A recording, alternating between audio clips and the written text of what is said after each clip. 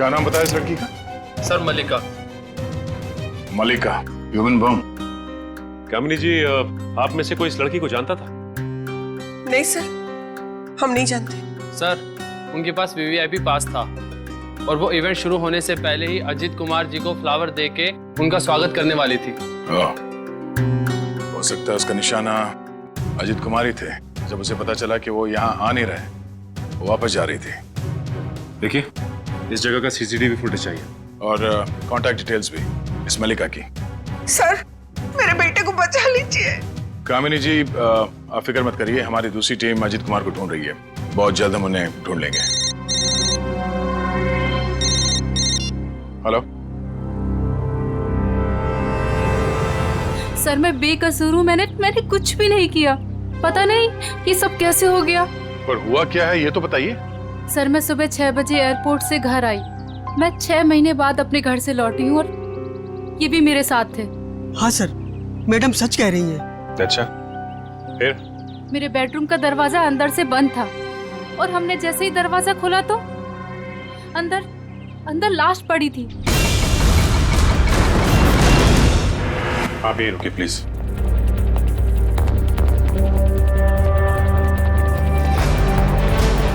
अजीत कुमार?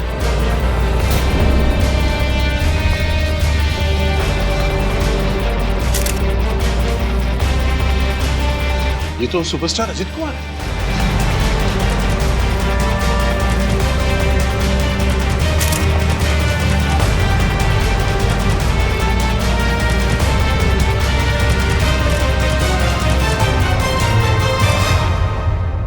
पर ये लड़का कौन है?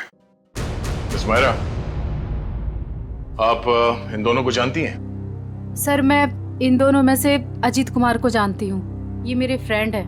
वीकेंड पार्टीज के लिए इन्होंने मुझसे घर की चाबी ली थी। अच्छा,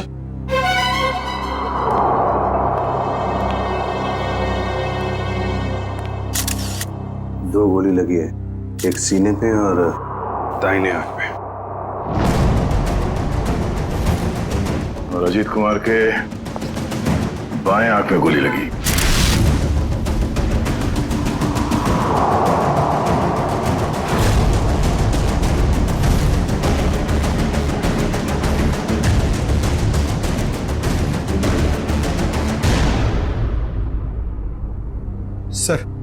सर इसका नाम रॉनी है और ग्लोबल कॉलेज में 3rd ईयर का स्टूडेंट है। एक कॉलेज स्टूडेंट है और एक सुपरस्टार। दोनों बंद कमरे में एक साथ मरे पड़े हैं।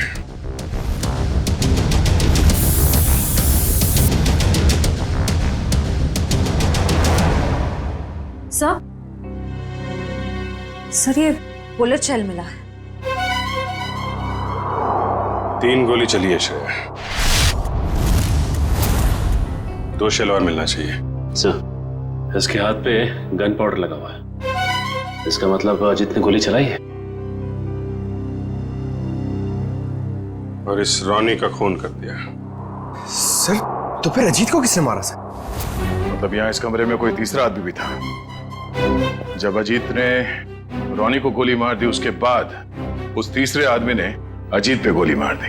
सर, यहाँ पर तीसरा आदमी कोई भी नहीं था, क्योंकि जब हम लोग आए तो दरवाजा अंदर से बंद था। हम लोग दरवाजा तोड़कर अंदर आए हैं और इन लोगों को मरा हुआ देखा।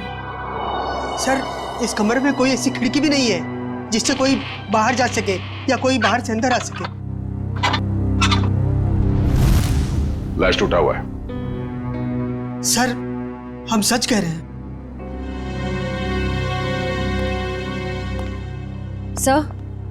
सर और कोई बुलेट शेल्स नहीं मिले।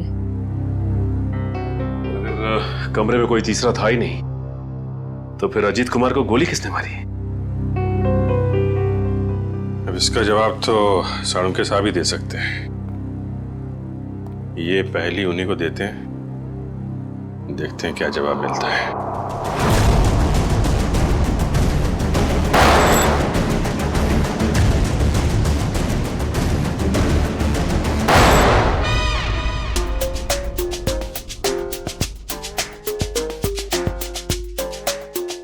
हलवा हो गया सर, हलवा हो गया।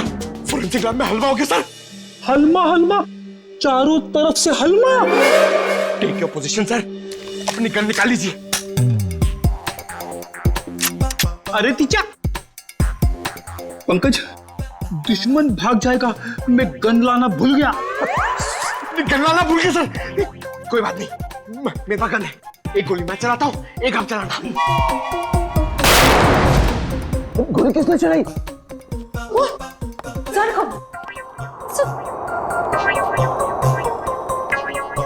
अपनी गन कहाँ है? अपनी गन कहाँ है? उधर उधर ड्रॉअर में। सर संभाल के। नहीं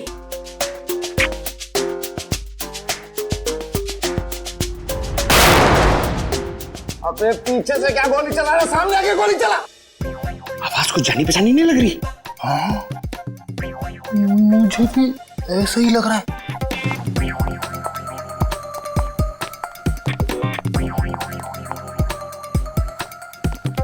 डॉक्टर साहब, डॉक्टर सालू के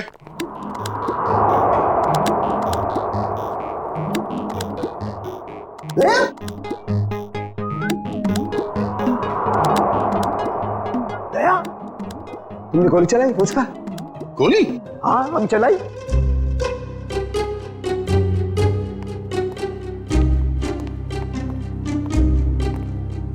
ये हमारे दो 30 मार खा। नीचे कर, गन नीचे कर। क्यों चलाई गोली? सर हमें लगा कि हलमा हो गया है। हलमा? हलमा अटैक, काउंटर अटैक। अरे यार, अरे हलमा नहीं, आमला आमला। हमला हमला, सॉरी। डॉक्टर साहब, पता चला वो 3 गोलियां किसने चलाई? हाँ दया, पता चल गया। दया, अजीत की बॉडी में से बुलेट निकाल ली है मैंने, और उसे इस बुलेट के साथ मैच करके देखेंगे जो मैंने अभी अभी फायर किया।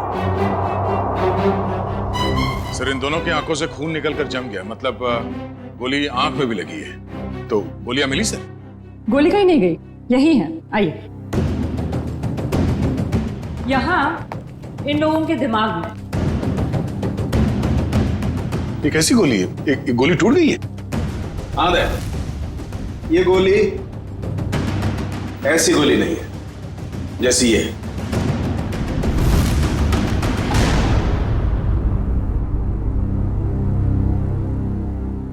ओह, अब सब समझ में आ गया सर। फिर मुंह खोला? सर, चित्रोले सर कहते हैं कि जब डिटेक्शन का मामला हो तो जरूर मुंह खोलना चाहिए। सुन लो भाई, देखते हैं क्या तोप चलाइए। सर, पहले अजीत ने रोनी को गोली मारी, लेकिन रोनी मरा नहीं। उसको गुस्सा आया, उसने अजीत से गन छीन ली। फिर उसने अजीत की आंख में गोली मारी। अजीत को बहुत जोर से दर्द हुआ, लेकिन वो मरा नहीं। अजीत ने उससे गन छीनी और रोनी के आंख में गोली मारी। चलो, मारी। फिर सर दोनों मर गए। कमाल है यार। हाँ, थी तुम अब तक। चलो भाई, छुट्टी हो गई, केस तो सॉल्व कर दिया इन्होंने। वाह। दोनों एक दूसरे को गोलियां मार रहे थे या फूल फेंक के मार रहे थे? हाँ? गोली मारी, कोई मरा नहीं, एक दूसरे की गन छीन रहे। इस चित्रोली की तो बुद्धि भ्रष्ट हो गई थी जो तुम्हें सिलेक्ट कर लिया। दो और खड़े, चित्रोले के हीरे तुम्हारे पीछे, वो देखो। हीरे बोला, मुझे बोला। ये देखो दया, जो गोली मुझे रोनी की छाती से मिली है वो इसी गन से चली है। अगर एक बुरी खबर और क्या रह गया सर? इस पिस्टल पर सिर्फ अजीत की उंगलियों का निशान। गन किसी ने छीनी नहीं है, गोली सिर्फ और सिर्फ अजीत ने चलाई है। अजीत ने रोनी को 2 गोलियां मारी, एक आंख में और एक छाती पर। तो अजीत की आंख में किसने मारी गोली? सिंपल है सर, केस सॉल्व। अजीत ने खुद अपनी आंख में गोली मारी है। ए चित्रोले के हीरे, चुपचाप खड़ा रहे। दया, एक बात अच्छी तरह समझ लो, जो गोली आंख के अंदर है वो इस गन से नहीं चली है, वो गोली किसी और गन से चली है। तो है कहां वो गन? देखिए सर, जितना मुझे पता है उतना आपको सब बता दिया। आप समझ रहे हैं ना सर? सर आपका पेमेंट कहीं नहीं जाएगा। मैं आपको फोन करता हूँ सर। सर कौन है ये? हम नहीं जानते इसे। ये रॉनी है जिसका आपके पति ने खून कर दिया है। क्या झूठ है ये सर? मेरा अजीत ऐसा नहीं कर सकता है। कोई मेरे बेटे को फंसा रहा है। हाँ, अजीत सर के मरने की डिटेल्स देता हूँ। हाँ, सबसे पहले आपके चैनल्स को ही दूंगा। ए मिस्टर टकुन, 1 मिनट, ये बंद करिए अपना पीआर का ड्रामा, समझे आप? वरना मैं आपको खबर बना दूंगा। 5 मोबाइल लेके घूम रहे, बंद करिए सब। Sorry sir. ठीक है, आप इसे नहीं जानते हैं, आप मल्लिका को भी नहीं जानती जो सुसाइड बमर बन के गई थी वहां पे। मगर ग्लोबल कॉलेज का नाम तो सुना होगा आपने। जी हाँ, मेरा बेटा ट्रस्टी था वहां पे। लाखों रुपया डोनेट करता था वो। हाँ जी, मैंने बहुत चेक साइन करवाए साहब से उस कॉलेज के नाम पर। चलिए, एक कनेक्शन तो मिला। रॉनी उसी कॉलेज में फाइनल ईयर का स्टूडेंट था जहां आपका पति और आपका बेटा ट्रस्टी था। और वो मल्लिका जो सुसाइड बॉम्बर बनी थी, वो सारस नगर में रहती थी। अब सारस नगर सुन के कुछ तो याद आ रहा होगा आप लोगों को। हाँ, मैं कुछ नहीं जानती, कुछ नहीं जानती। मेरे बेटे के कातिल को पकड़ लीजिए बस। खैर, वो तो बचेगा नहीं। ये कहानी ग्लोबल कॉलेज की तरफ ही जा रही है, वहां चल के देख लेते हैं। रॉनी के सर के पीछे और आंख के ऊपर हमें कुछ स्टिच मार्क्स मिले। आप लोग बता सकते हैं कि इस हादसे से पहले उसके साथ क्या हुआ था? मैम, पिछले हफ्ते जब रॉनी कॉलेज से घर गया था तो उसके सिर पे कोई निशान नहीं था। जब वो घर से हॉस्टल आया तब मैंने उसके सिर बैंडेज देखा था। घर पे कुछ चोट वोट लगी थी क्या उसे? नहीं सर, हॉस्टल से आने के बाद वो हमें बिना पता नहीं कहाँ चला गया। पर जब 2 दिन बाद वो वापस आया तो उसने कहा खंडाला हाईवे पे उसका एक्सीडेंट हो गया था। सर, हमारे पास तो उसकी फीस तक भरने के लिए पैसे नहीं थे, लेकिन जब उसने मेरे अकाउंट में 35 लाख रुपए जमा करवाए तभी मुझे उस पर शक हो गया था कि वो जरूर कुछ गलत काम कर रहा है। मैंने पूछने की बहुत कोशिश की लेकिन भैया ने कुछ नहीं बताया और वो कॉलेज चला गया। सर, 2 दिन में 35 लाख, मतलब जरूर कुछ गलत काम किया होगा उसने। लगता तो है। सर, मल्लिका हमारे कंट्रोल में नहीं थी। उसके जो भी मन में आता था वो वही करती थी। अगर वो कुछ गलत काम कर रही थी तो आप लोग हमें इन्फॉर्म कर सकते थे, पुलिस में कंप्लेंट कर सकते थे। अगर आप लोगों ने ऐसा कुछ किया है? लेकिन सर, हमें अगर पता होता कि ये सब हो रहा है तब तो हम कुछ करते ना। ये लड़की खुद तो चली गई मगर इसने हमें कहीं नहीं छोड़ा। सर मल्लिका के कबर्ड से मिला, छुपा के रखे गए थे। तुम रॉनी के रूममेट हो, कल उसे हॉस्टल से बाहर जाते देखा तो होगा ना? हाँ सर, मैंने उसे एक सफेद रंग की मैकेंजी कार में एक हट्टे-कट्टे आदमी के साथ जाते हुए देखा था सर मैंने। देखोगे तो पहचान लोगे उसको? नहीं सर। एक काम करो, मोबाइल कंपनी से पता करो कि रॉनी को कल किन किन लोगों ने फोन किया था। ये सिरिंज और मेडिसिन डस्टबिन में लिए। किसकी है? सर, ये रॉनी की होगी सर। नहीं सर, हमारा रोनी तो ऐसी दवाइयां इस्तेमाल ही नहीं करता था। चलो, यूज्ड है, पता करो ये दवाइयां किस बीमारी में इस्तेमाल की जाती हैं। मल्लिका और सुपरस्टार अजीत कुमार, इन दोनों की काफी पुरानी जान पहचान है? ये तो 6 साल पुरानी फोटो। तब ये दोनों एक दूसरे से प्यार करते थे, पर सर तब अजीत स्टार नहीं था। मगर ये रिश्ता तो 6 साल पहले ही टूट गया था सर, जब अजीत ने शादी के लिए मना कर दिया था। मल्लिका को इस बात का बहुत गहरा सदमा लगा था सर, और वो डिप्रेशन में भी चली गई थी और फिर कभी अजीत से नहीं मिली। पता नहीं अचानक अजीत से बदला लेने की उसने कैसे सोची, और वो भी ऐसे। ह्यूमन बॉम्ब बनकर बदला लेने के प्लानिंग के लिए कोई 6 साल तक इंतजार क्यों करेगा? मल्लिका से हाल फिलहाल में कोई मिलने आया था जिसने उसे भड़काया हो? हमें कुछ नहीं पता। हो सकता है उसका कोई ऐसा दोस्त हो जो मल्लिका और अजीत के रिश्ते के बारे में जानता हो। सर हमें कुछ नहीं मालूम। मल्लिका कहीं पे काम करती थी? सर वो एक होटल में वेट्रेस का काम करती थी। कौन से होटल में? Green route palace.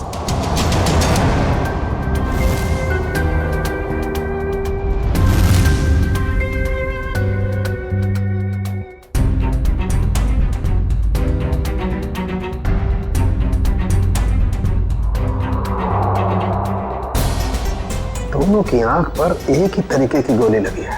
हाँ सर, और जैसे ही गोली आंख पर लगी, गोली के टुकड़े टुकड़े हो गए। हाँ, ये गोली फटी क्यों? इस गोली के टुकड़े क्यों हो गए?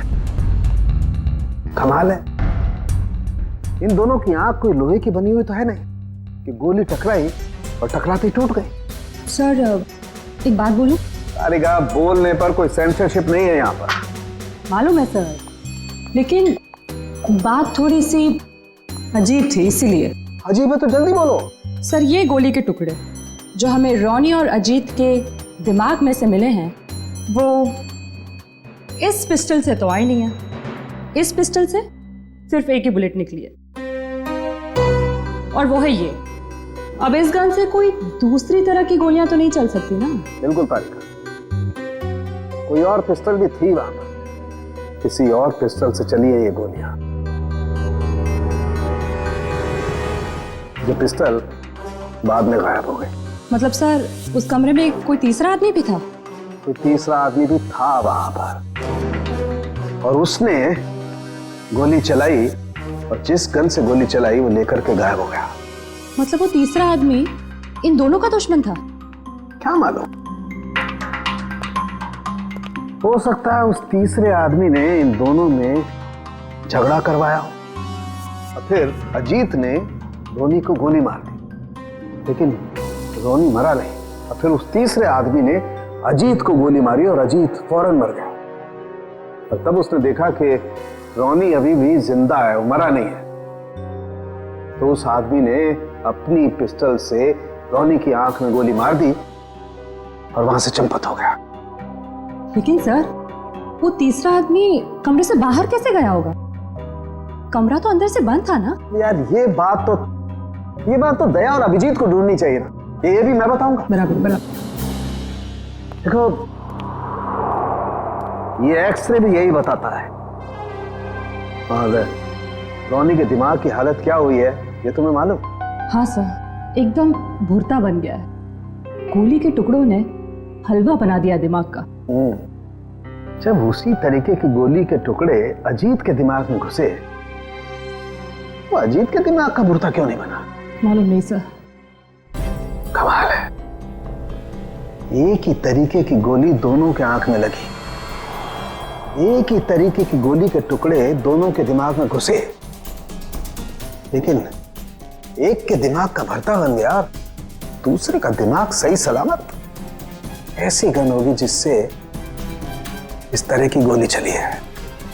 सर अजीत कुमार हमारे होटल में अक्सर आया जाया करते थे, पर मल्लिका एक मामूली सी वेट्रेस थी।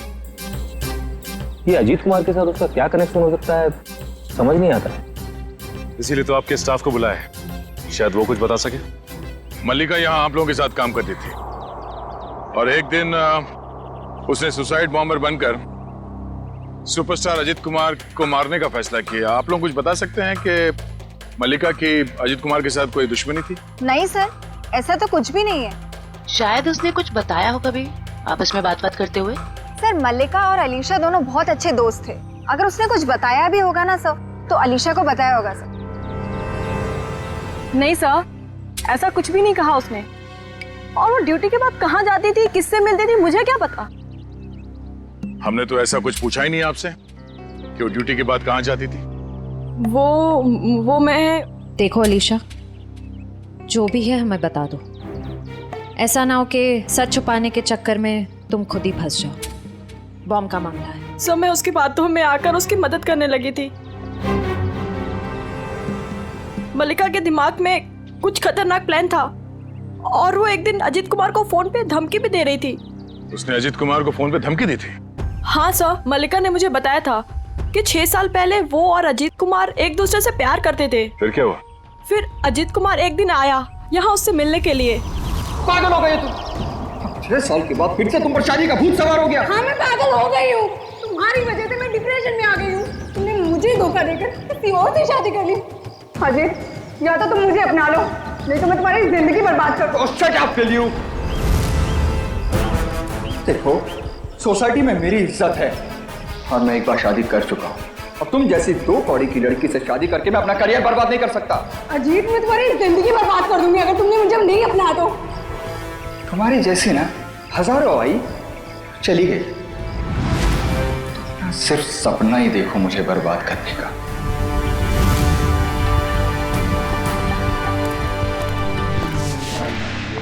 क्या हो मल्लिका, सब ठीक तो है? हाँ सब ठीक है। मेरा एक काम करोगी? हाँ बोलो, क्या? सब मल्लिका रोज कपड़े बदलकर 3 दिन तक लगातार 2 घंटे के लिए कहीं जाती थी और ये बात सिर्फ मुझे पता है। कहाँ जाती थी ये बताया कभी उसने?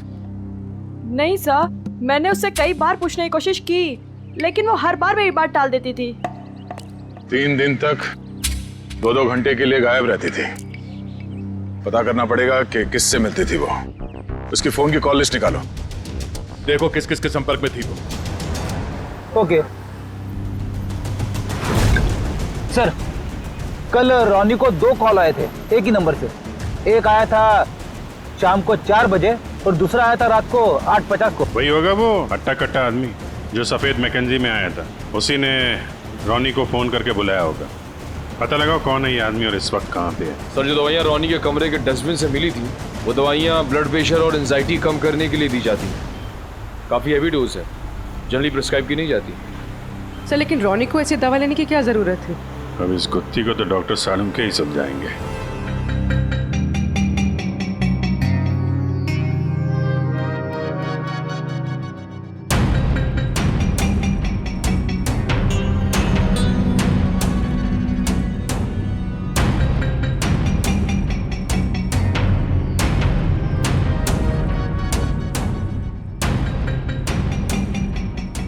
देखा तारिका?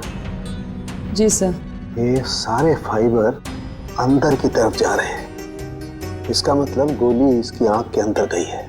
हाँ सर, लेकिन ये बात तो हमें मालूम है ना। मालूम है मगर मालूम नहीं है। हाँ? हाँ, इसकी आंख के बाहर बहुत सारा गन पाउडर है।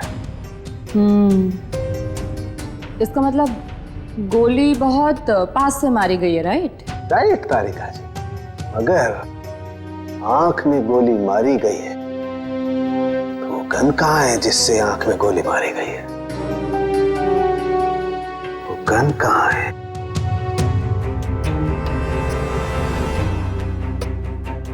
यही है, यही है, यही है, वो गन यही है। गन रोनी के पास से कैसे मिलेगी? वहां पर गन नहीं थी तो कहाँ गई गन? सर गन तो वहां होनी चाहिए ना जहां पर गोली चलाई है। होना चाहिए, लेकिन वहां पर गन नहीं है तो गन कहाँ गई?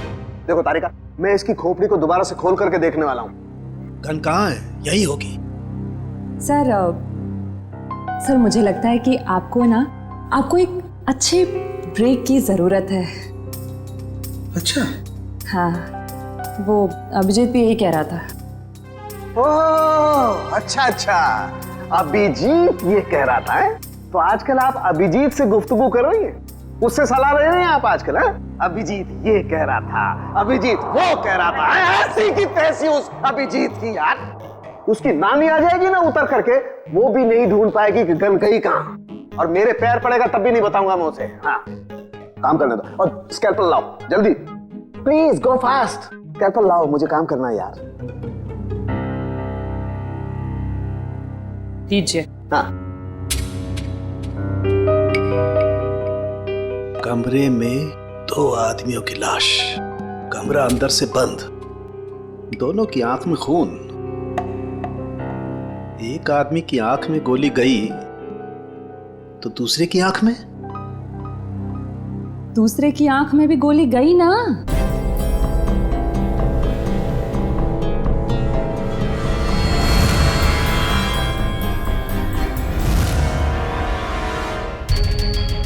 नहीं, दूसरे की आंख में गोली गई नहीं तो गई नहीं, दूसरे की आंख से गोली निकली। हाँ? आंख में से गोली निकली? जी तारिका जी, आंख में से गोली निकली। अपने आप देखो, ये देखो, गौर से देखो, सारे फाइबर बाहर की तरफ निकल रहे हैं। इसका मतलब क्या? गोली आंख में से बाहर की तरफ गई है, बाहर की तरफ। Right right. हेलो साळुंके साहब। हेलो हेलो अभिजीत साहब, कैसे हैं? मैं तो अच्छा हूँ।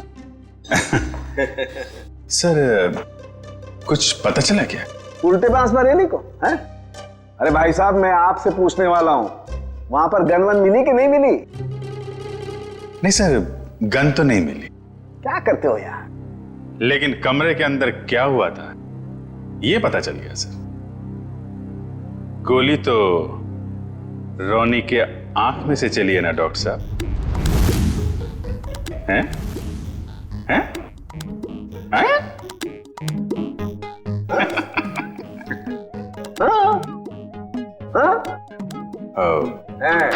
हैं?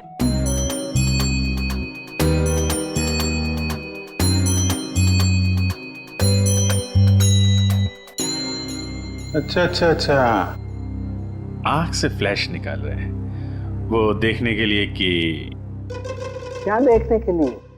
अरे वो होता है ना, वो अपना सपना? नहीं सपना नहीं, वो खाल सर, खाल को चेक करना पड़ेगा ना भाई कि वो उसमें क्या क्या क्या है खाल के अंदर। किस लिए? किस लिए? कि वो, अरे खाल का बाल निकालने के लिए। अरे सॉरी, बाल की खाल निकालने के लिए। है ना तारिका जी?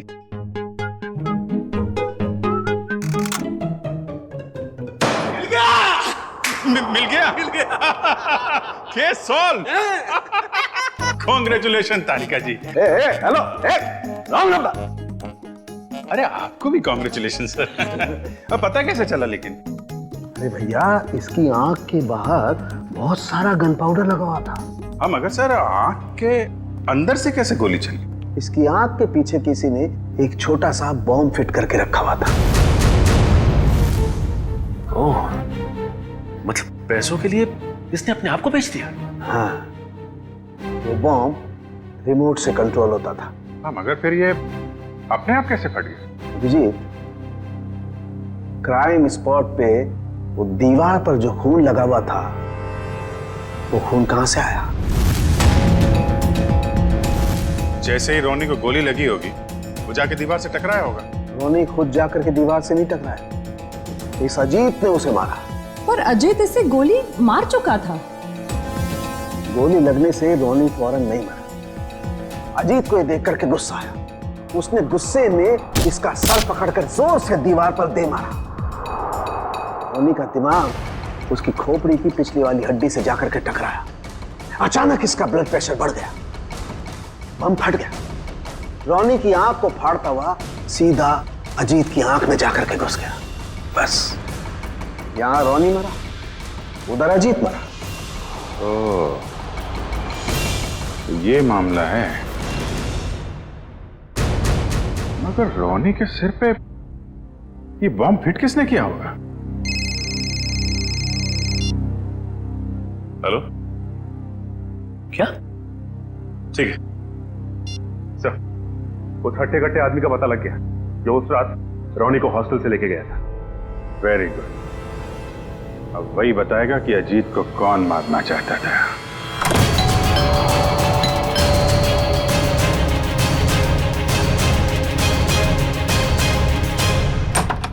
सीआईडी?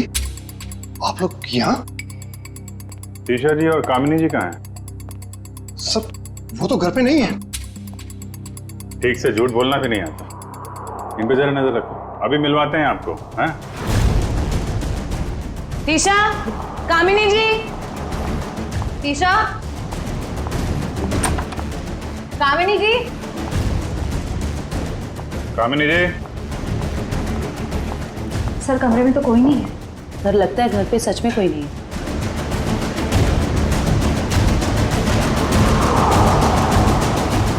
देखो टुकुन जी, आपके लिए अच्छा होगा चुपचाप बता दो कहाँ हैं दोनों। सर मुझे नहीं पता, मैं सच बोल रहा हूँ, मुझे नहीं पता सर। सर ऊपर से आवाज आ रही है।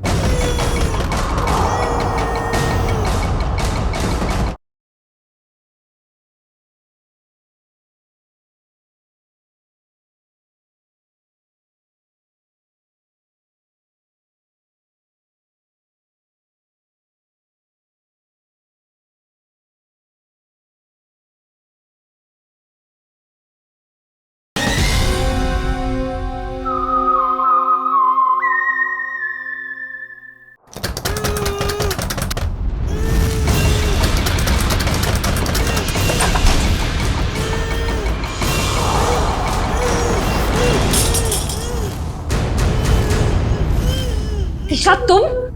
नहीं, मैं नहीं, ये मुझे मारना चाहती है। आप लोग सही समय पे आए। सच आपके सामने है। पहले मेरे बेटे को मार दिया, अब मुझे मार रही है। नहीं सर, ये झूठ बोल रही है। ये सब इन्होंने ही किया है। किसने क्या किया है ये हम लोग जानते हैं। लेकिन मुझे पहले हॉस्पिटल ले जाइए, मेरे हाथ में बहुत दर्द हो रहा है। अच्छा डॉक्टर साहब, दवा साफ लेके आ रहा हूं मैं।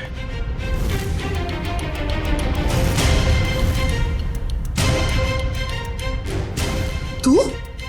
ओह, तो इसे पहचानती हैं आप? और सर मल्लिका के फोन रिकॉर्ड से पता चला है कि ये उसे अच्छे से जानती थी।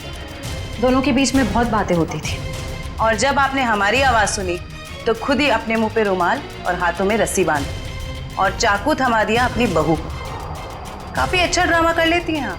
तो कामिनी जी, अब कष्ट करेंगे आप बताने का क्यों किया ये सब? सौतेली माँ होने के बावजूद भी मैंने उसे अपना समझकर पाल पोस कर बड़ा किया। उसके पापा के जाने के बाद मैंने माँ और बाप दोनों बनकर पूरा फर्ज निभाया। उसे स्टार बनना था, बहुत बड़ा स्टार।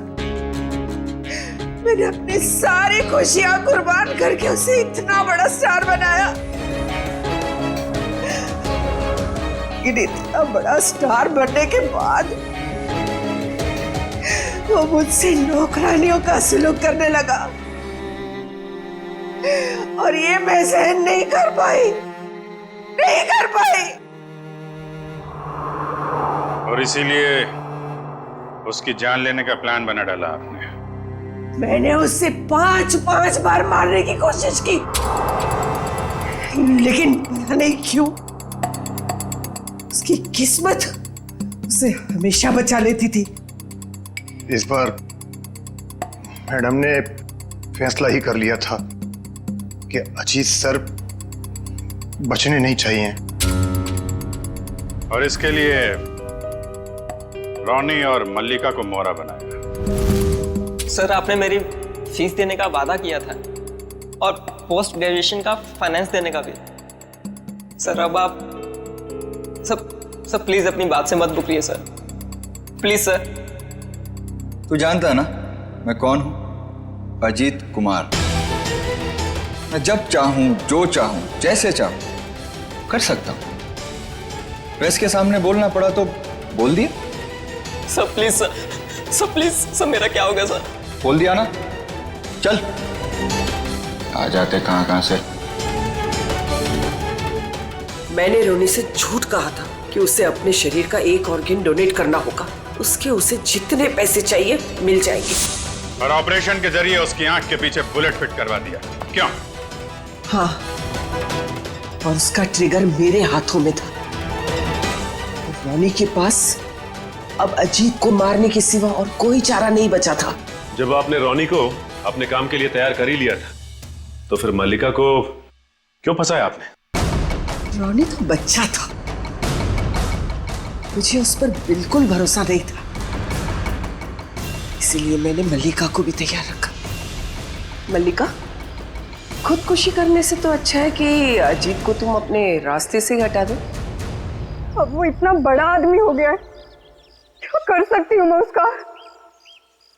मार दो उसे। और जब अजीत फंक्शन में नहीं पहुंचा तो मल्लिका को उड़ा दिया। मैं अपने खिलाफ कोई सबूत छोड़ना नहीं चाहती थी। लेकिन माँ, आपने मुझे क्यों मारने की कोशिश की? अजीत तो मेरा बेटा था, मैं अपना बेटा समझकर उसे पाल पोस कर बड़ा किया था, फिर भी उसने मेरे साथ ऐसा व्यवहार किया। तुम तो फिर भी पराई हो। कोई मुझे इस घर से नहीं निकाल सकता। ये पूरा घर, ये छत, ये घर का एक एक पैसा मेरा है, मेरा। कोई मेरी बेइज्जती नहीं कर सकता, ये मैं सहन नहीं करूंगी। इज्जत तो आपको अब भी नहीं मिलेगी, न कोई बंगला न पैसा। जेल की काल कोठरी में दिन निकालने पड़ेंगे, फांसी का ऑर्डर आने तक। भूल कर भी उस घर में मत जाना। उस घर में आत्मा रहती है, एक ऐसी आत्मा जो इंसान को खा जाती है। उस घर में जाना मेरी जिंदगी की सबसे बड़ी भूल होगी, सबसे बड़ी भूल। स्मिता, हम बहुत बड़ी गलती कर रहे हैं। बाल मजदूरी एक गुनाह है, हमें जेल भी हो सकती है। बेवजह मत डरो तरुण, कौन बताएगा पुलिस को कि हम इसे यहाँ काम करवाने के लिए लाए हैं? और वैसे भी इस मनहूस घर में कोई काम करने को राजी नहीं है। तो तुम्हें सारी शर्तें मंजूर है ना हमारे यहाँ काम करने की? जी, मुझे आपकी सारी शर्तें मंजूर है, बस मुझे वक्त में पैसे मिल जाएंगे ना? उसकी फिक्र तुम मत करो, हर महीने की 1 तारीख को तुम्हें तुम्हारी पगार मिल जाएगी।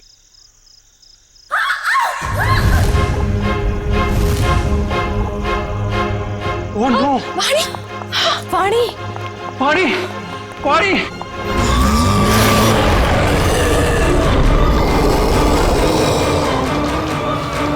मम्मी! वाणी! वाणी क्या हुआ? वाणी क्या हुआ? खून?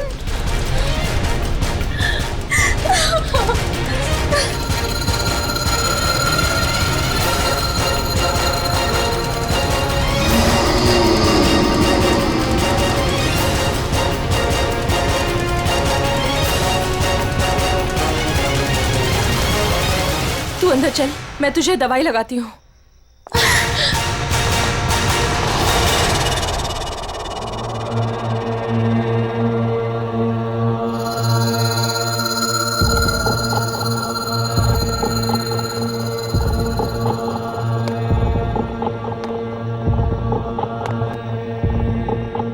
रुको! भूल कर भी कभी ऊपर मत जाना। क्यों? ये जानना तुम्हारे लिए जरूरी नहीं है। वो लड़की कौन थी? वाणी, मेरी बेटी। उन्हें क्या हुआ? इतनी चोट कैसे लगी? ये जानना भी तुम्हारे लिए जरूरी नहीं है। इस घर में काम करने का पहला नियम मालूम है ना तुम्हें? उतना ही सोचो, उतना ही पूछो जितनी जरूरत है, समझी? और अगर नहीं समझी तो अब भी वक्त है, जा सकती हो। देखो अंजलि, मेरी बात समझो, वहां मत जाओ। और कोई चारा नहीं है मेरे पास लता दीदी। जब आशा और मोहन रात को भूखे पेट सोते हैं ना, तभी खुद से ही घिन आती है मुझे कि इनकी बड़ी बहन होके भी इन्हें पेट भर के खिला नहीं सकती मैं। मुझे जाना ही होगा लता दीदी, मुझे जाना ही होगा। नहीं, समझ गई, आगे से कुछ नहीं पूछूंगी। जाओ, रसोई में जाकर सो जाओ, कल सुबह साफ सफाई करना। और हाँ, दोबारा कभी सीढ़ी पर कदम रखने की कोशिश भी मत करना, समझे? जी।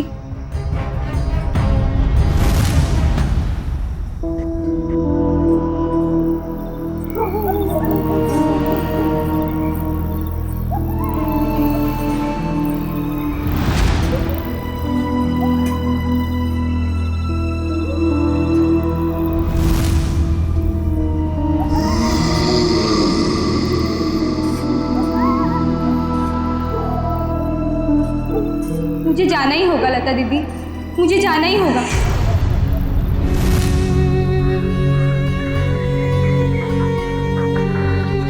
दीदी मत जाओ ना।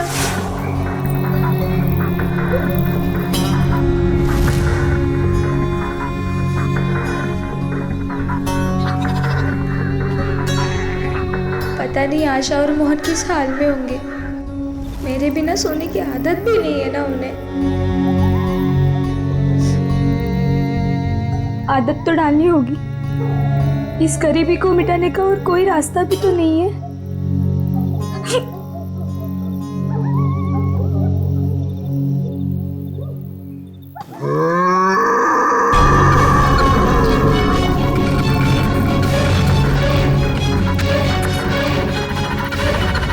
ये आवाज कैसी थी?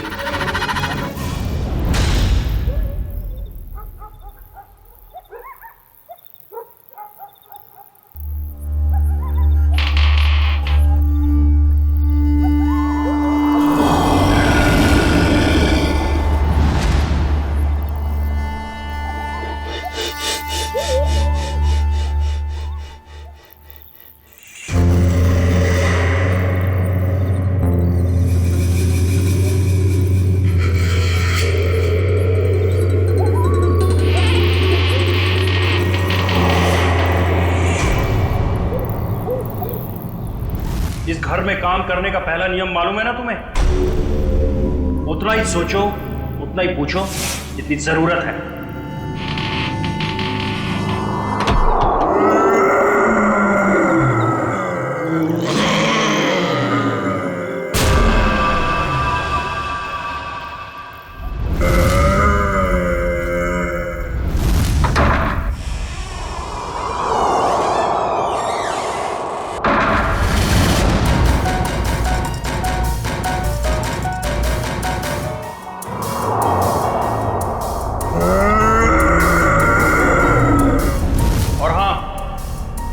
दोबारा कभी सीढ़ी पर कदम रखने की कोशिश भी मत करना।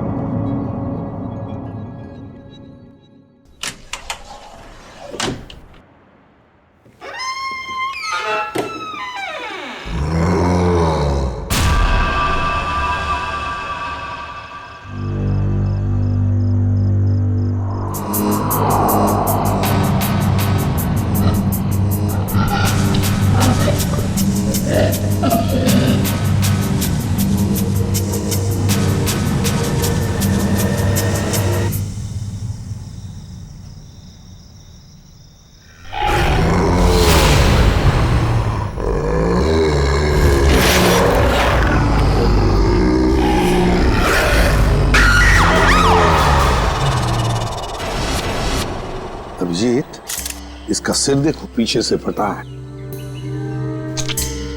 अगर ये आत्महत्या करता तो अपने मुंह के बल गिरता ना। लगता है इसे किसी ने धक्का दिया है। वाइगर मोटिस बिल्कुल सेट हो चुकी है। मौत को 5-6 घंटे हो गए। छाती पे खरोंच के निशान है। लगता है हाथापाई हुई है। खुदी के साथ हाथापाई के बाद शायद उसने धकेल दिया होगा नीचे। तुमने फोन किया था ना, तो बताओ यहाँ आने के बाद क्या देखा तुमने?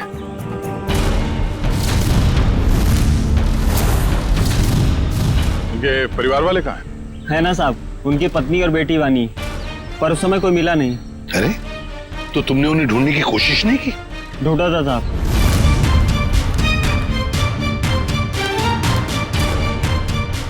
मगर कोई मिला ही नहीं। एक काम करो, तुम लोग घर के अंदर से अच्छी तरह से तलाशी ले लो, हम लोग टेरेस पर जाकर देखते हैं। तुम यहीं रुको, जाना नहीं। जी साहब। पंच, लाश को फोरेंसिक लैब भेजने का इंतजाम करो। सर।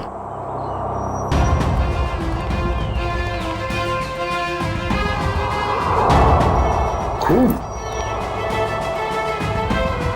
सीढ़ियों पर भी खून है। तो मरने से पहले तरुण घायल था। हो सकता है। रेडी, खून के सैंपल उठाओ, फोरेंसिक लैब भेज दो। चलो।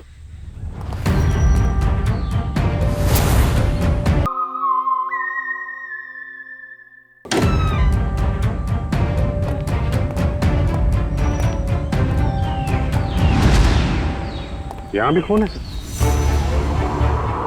हाँ, यहाँ भी है। सर, हाँ, टोटी में चूड़ियां।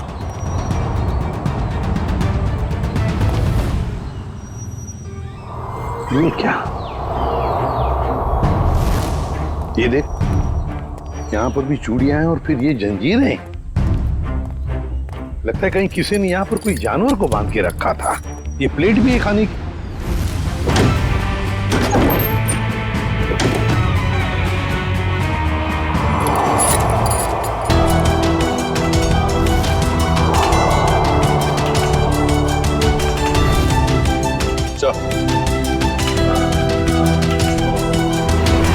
किसे बाल भी जानवर का ही है।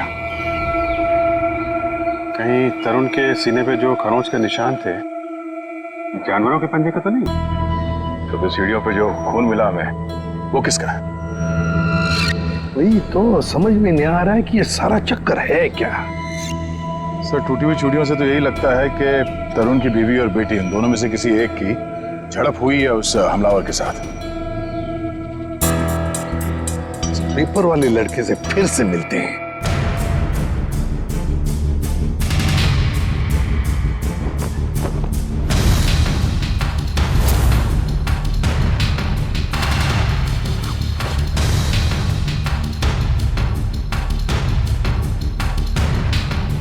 एक बात बताओ, क्या तरुण जी ने यहाँ पर कोई जानवर पाल के रखा था? नहीं साहब, कभी देखा तो नहीं। कभी कोई आवाज सुनी हो जानवर की? पिछले 6 महीने से अखबार दे रहा हूँ, आज तक तो कोई आवाज नहीं सुनी। सर सब जगह देख लिया, ना तरुण की पत्नी मिली ना उसकी बेटी। मुझे तो डर है कि कहीं खूनी उन्हें अपने साथ ही ना ले गया। सर, तरुण और उसकी बीवी के अलावा एक नौकरानी भी रहती थी उसके कपड़े में। नौकरानी? तुमने तो हमें किसी नौकरानी के बारे में कुछ नहीं बताया। मैं किसी नौकरानी के बारे में नहीं जानता साहब। क्या हुआ? हवाई क्यों उड़ने लगी है? खाता पापा शुरू हो गया? क्यों अकला रहा है? यहीं पे बताओगे या बाहर घुमा के लाऊं तुझे? माफ कर दो साहब, मुझे नहीं मालूम था। अंजलि को नौकरी दिलाकर मैं खुद ही मुसीबत में पड़ जाऊंगा। ओह, तो तुमने रखवाया था उस नौकरानी को काम पे? हाँ साहब, कल उसके काम का पहला दिन था यहाँ। कल काम पे रखवाया और आज ये सब हो गया। पहले क्यों नहीं बताया इसके बारे में? साहब, अंजलि की उम्र 15 साल है। मुझे लगा बाल श्रम के केस में कहीं जेल ना हो जाए। नाबालिग बच्चों से काम करवाना कानूनी जुर्म है, ये तुम्हें मालूम है ना? तो फिर? साहब, उसे पैसे की सख्त जरूरत थी। उसके छोटे छोटे भाई बहन हैं, इसके सिवा उनका कोई नहीं है। रहती कहाँ है अंजलि?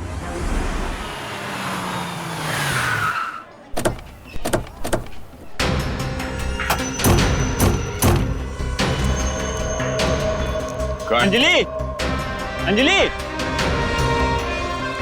अंजलि कहाँ है? दीदी तो घर में नहीं है। जयवंती, अंदर जाके देखो। अंजलि कहाँ है? अंजलि? अंजलि कहाँ है मतलब?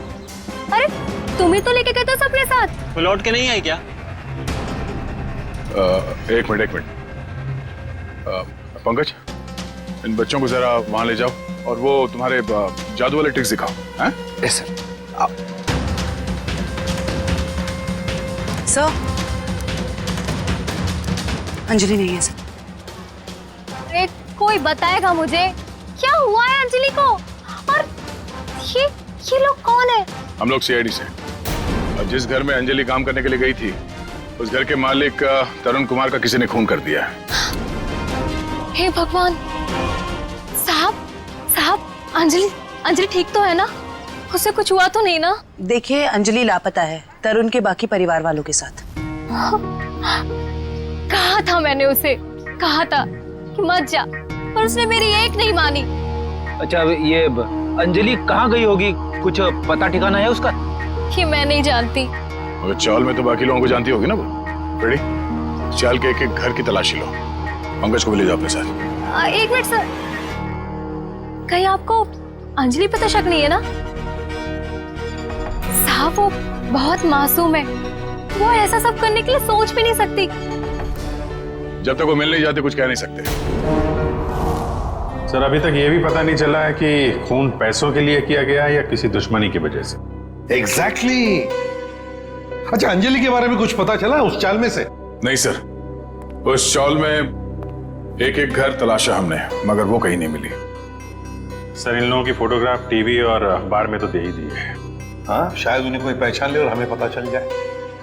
अच्छा पूर्वी, तरुण के बारे में क्या डिटेल्स मिले? सर, तरुण अमेरिका से 3 साल पहले जिस घर में शिफ्ट हुआ था, वो घर उसके पिता के नाम पे है। और उसके पिता? सर, वो अभी भी अमेरिका में है। लेकिन सर, तरुण के पड़ोसियों का कहना है कि वो किसी से घुलता मिलता नहीं था। शादी त्योहार के मौके पे भी कहीं आता जाता नहीं था।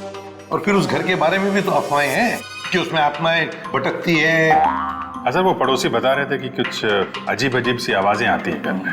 अजीब आवाज है? कैसी आवाज है? मैंने तो सुना नहीं। ध्यान कहाँ रहता है तुम्हारा?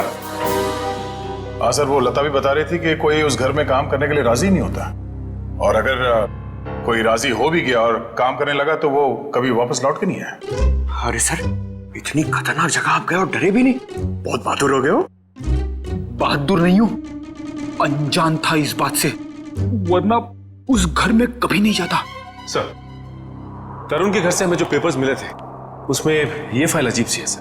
क्या अजीब सा है इस फाइल में? सर, तरुण ने इस फाइल में अपने सारे रिश्तेदारों की डिटेल्स रखी है सर। तो बैंक की डिटेल और इन्वेस्टमेंट की डिटेल्स की फाइल बनाते हैं, रिश्तेदारों की डिटेल की फाइल? वही तो सर, इसीलिए मेरा माथा ठनका।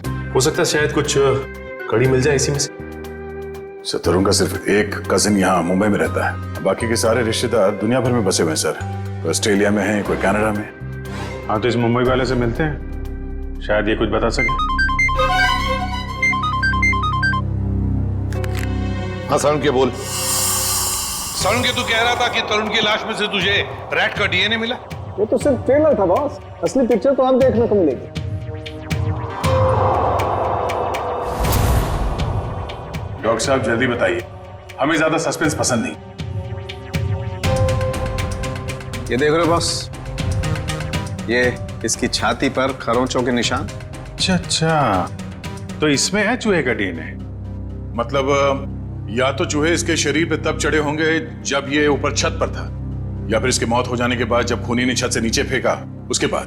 देखो बॉस, ये कहना बहुत मुश्किल है कि इसे छत से फेंकने से पहले ही मार दिया गया था, क्योंकि इसके शरीर पर किसी तरीके का कोई निशान नहीं है जिससे पता लगे कि इसे पहले मारा गया है, सिवाय छत से फेंकने के। सारुण की मौत छत से गिरने से पहले हुई हो या बाद में, एक बात तो पक्की है ना कि लाश के ऊपर चूहे चढ़े थे।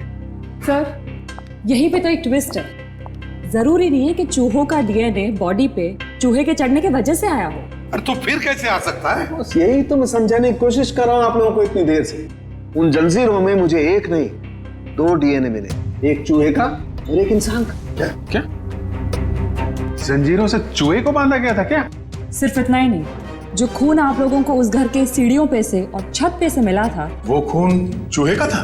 नहीं दया, वो खून तो इंसान का ही है, लेकिन उस खून में चूहे का डीएनए भी मौजूद है बॉस। यार एक मिनट, मतलब तुम दोनों का ये कहना है कि वो जो कोई भी है वो कोई जीव या कोई ऐसा प्राणी है जो चूहा भी है और इंसान भी।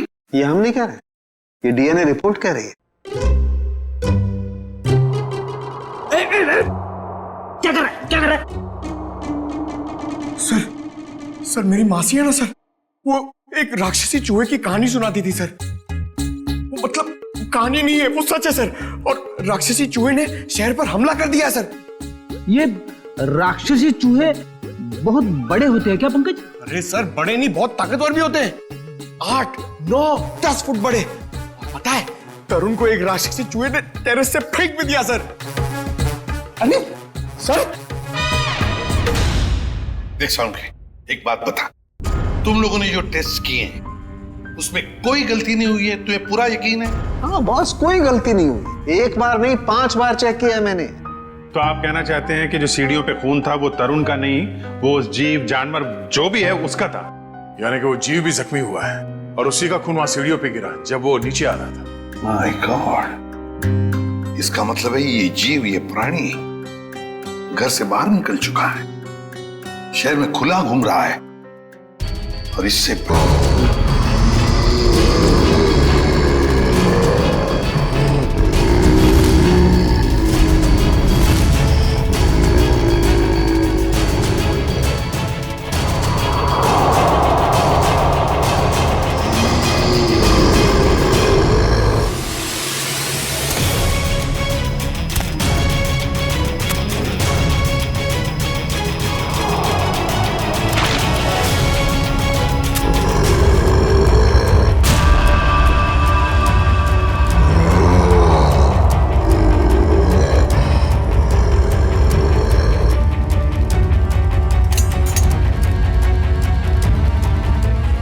अजीब ही चक्कर है ये।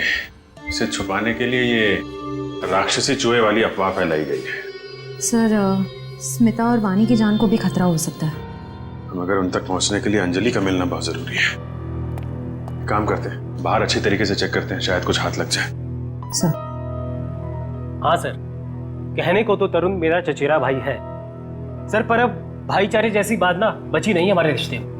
क्या मतलब? अरे सर ये क्या बताएंगे, हम बताते हैं। जब से तरुण भाई साहब और उनके परिवार वाले अमेरिका से आए हैं, उनके पैर तो जमीन पे ही नहीं टिकते। उन लोगों की नजर में हम लोग छोटे लोग हैं।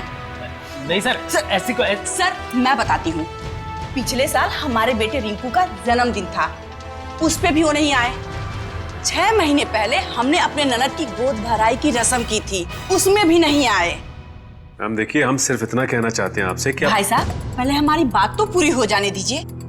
हम भी कोई मरे नहीं जा रहे हैं उनके साथ रिश्ता रखने के लिए। प्लीज भगवान के लिए तुम 2 मिनट शांत नहीं रह सकते क्या? मैं बात कर रहा हूं ना। सॉरी सर, पर एक बात सच है कि जब से तरुण यहाँ वापस आया है ना, हमसे मिलने एक बार भी नहीं आया। सर एक वक्त था जब मैं और तरुण एक दूसरे को देखे बगैर खाना तक नहीं खाते थे। सर मैं आपको दिखाता हूँ,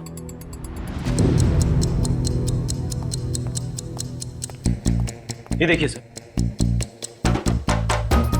इसमें तरुण कौन है? ये है ना तरुण सर। ओह, ये तरुण है। मगर इस तरुण के हाथ में तो 6 उंगलियां हैं। हाँ सर, तरुण की तो 6 उंगलियां हैं। सचिन, तरुण का फोटोग्राफ दिखाओ इन्हें। ये तरुण है? नहीं सर, ये तरुण की बीवी है स्मिता। नहीं सर। ये तरुण और स्मिता की बच्ची वानी? नहीं सर,